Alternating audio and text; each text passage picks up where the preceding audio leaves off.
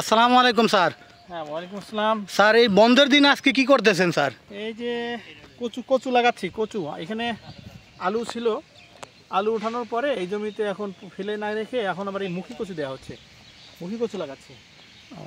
Sir তা এখন এটা এই মার্চ মাসে মুখী লাগাচ্ছেন, এটা কতদিন পরে হবে স্যার? এখানে সেপ্টেম্বর অক্টোবরের দিকে এটা হারভেস্ট করা হবে। এটা খুব মুখী কচু, এটা খুব লাভজনক একটা ফসল।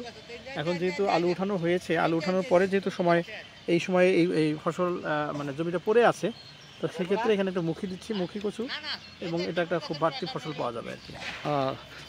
এই ধরনের পরিত্যক্ত জমিতে কি মুখী লাগাইলে স্যার ভালো ফলন হয়? হ্যাঁ, হবে।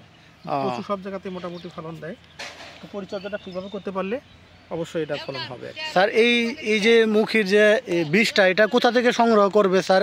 এটা আসলে বিভিন্ন জায়গায় হয়, আমি এটা রংপুর থেকে সংগ্রহ করেছি।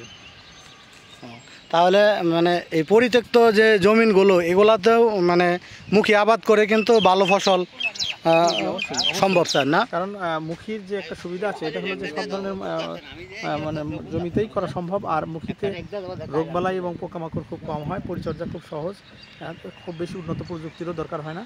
তো কাজেই এটা কৃষকরা সহজেই করতে পারে এবং এখান থেকে খুব লাভবান হতে পারে। আর কচুতে আর একটা বড় সুবিধা হলো যে এটার বাজার ভ্যালু সবসময় ভালো পাওয়া যায়। আর কচু তো অনেক বেশি পুষ্টিকর একটা খাবার, এবং এটা সব ধরনের মানে মানুষই খেতে পারে। কাজেই এই কচুটা যদি কৃষকরা করতে পারে, অবশ্যই তারা লাভবান হবে। ধন্যবাদ স্যার। ধন্যবাদ।